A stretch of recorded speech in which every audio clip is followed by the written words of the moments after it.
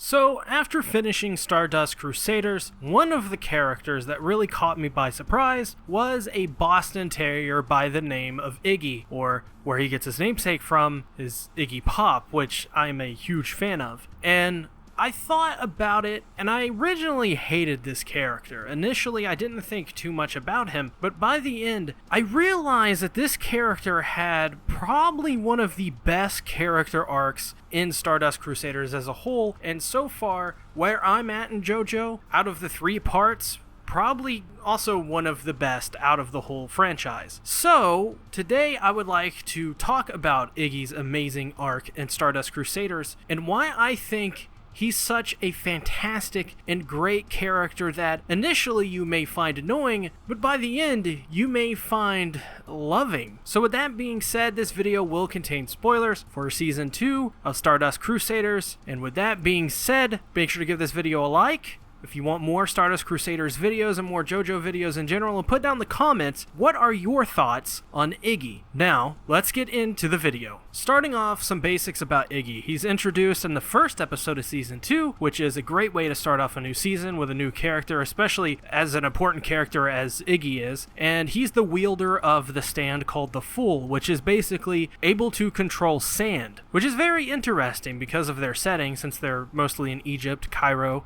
and they even go to the Nile at some point, which is important later on, actually. And Iggy's personality, he's pretty rude. He farts in the face of people and chews on their hair, especially Polnareff. And he's got a really great sense of smell, being a Boston Terrier, or, well, a dog just in general. He has a good smell. These aspects are very important to the Iggy character overall, because this is kind of like the base kind of knowledge of this character. But to really get to know and understand Iggy, we're going to have to go back to the beginning. So in the beginning, with his character initially being introduced, he doesn't like Joestar and his group that much.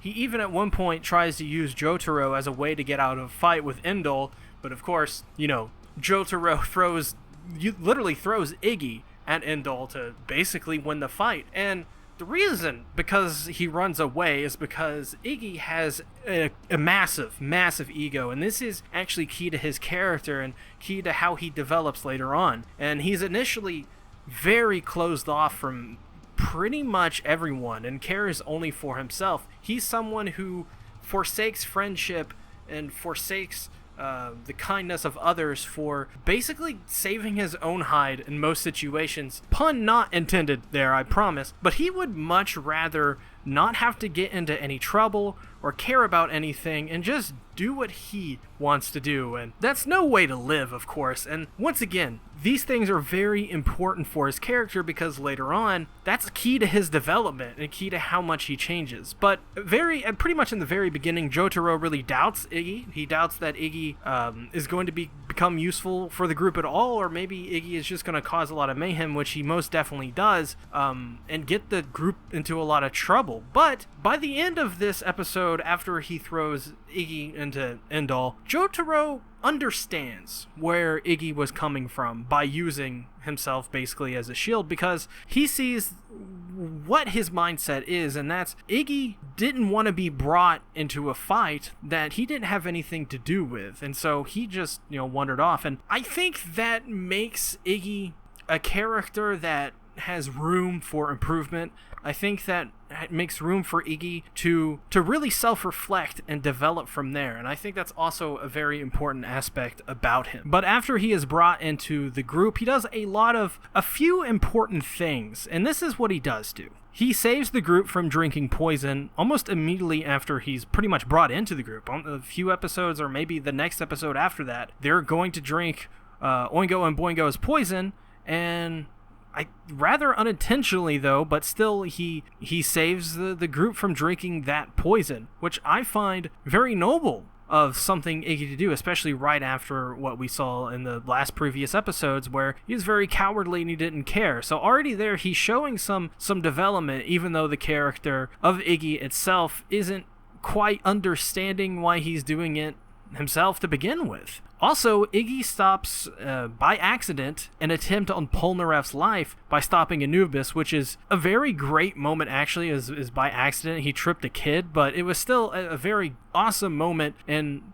it shows that even unintentionally, Iggy being there is extremely important, because without Iggy, if you think about it, they wouldn't be able to defeat Dio, which is also something that I came up with in my previous video about Polnareff, which if you haven't seen my video about Polnareff as an aside, you definitely should go and watch that. It's only got a measly 70 views, and I think it's a really good video that, if you're a fan of Stardust Crusaders, you'll definitely enjoy. And as well, Iggy pretty much defeats Boingo by attacking him. Boingo, I think he accidentally kicks Iggy, and Iggy just starts biting him wildly and puts him out of commission, which is actually a really awesome scene. And most importantly, he defeats Pet Shop and leads them to Dio, which, let's go ahead and talk about that Pet Shop battle. I think it's one of the best arcs in all of Jojo that I've seen so far, just for the simple fact that it was an amazing fight, and it was a great show of Iggy's character.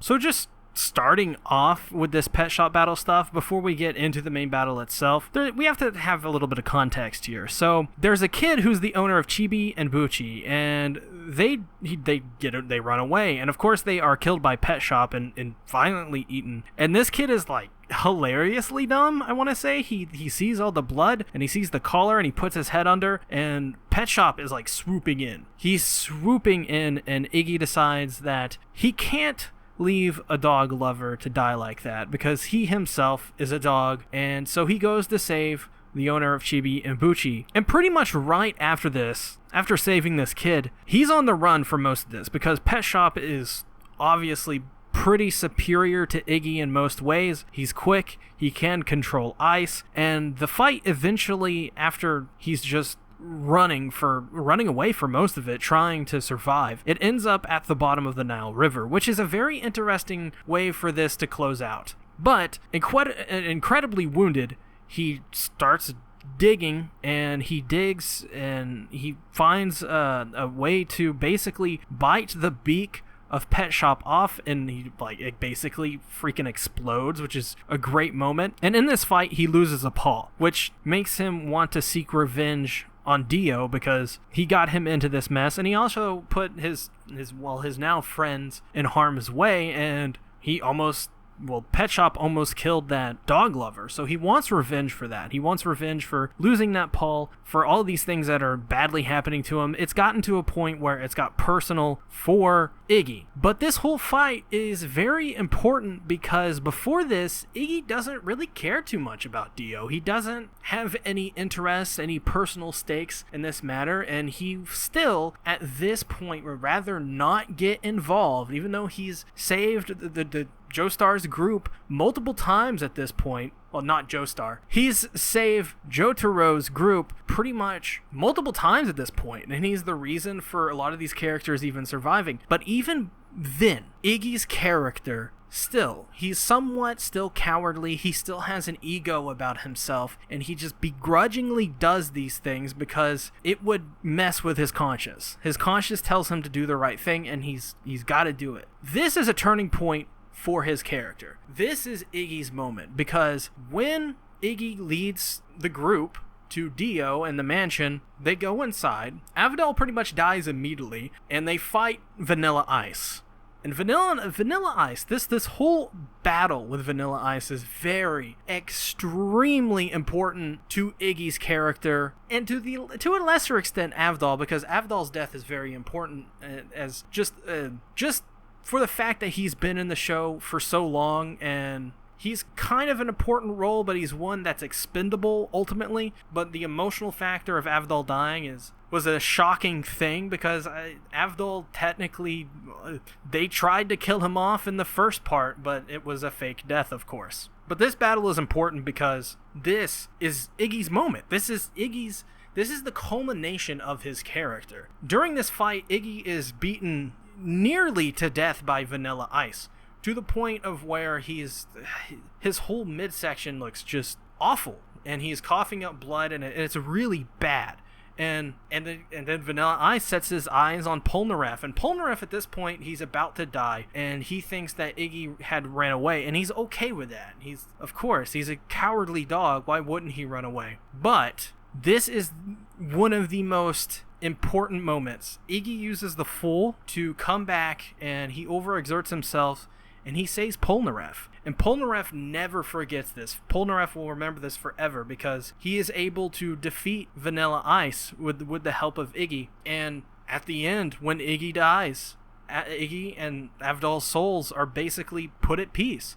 They're put to rest. And this shows that Iggy had a great character development here, because he went from a person, or a dog rather, who had an ego the size of the moon, pretty much. He only cared about himself, and at the end of this, he does the ultimate selfless move of sacrificing his own body, sacrificing his own life, so that Polnareff, a human he didn't care too much for initially, could survive and then help out eventually in the battle with Dio. Because at this point, he knows that by saving Polnareff, he's possibly saved the battle with Jotaro and Dio. He's possibly won the battle doing that, and he knows that. And he's smart. And it's just so impactful, because by the end, he cared for the people he just didn't think much of initially. And he sacrificed himself for those people. And that to me is why Iggy is one of the best characters in JoJo from what I've currently seen. I haven't seen Part 4 and beyond,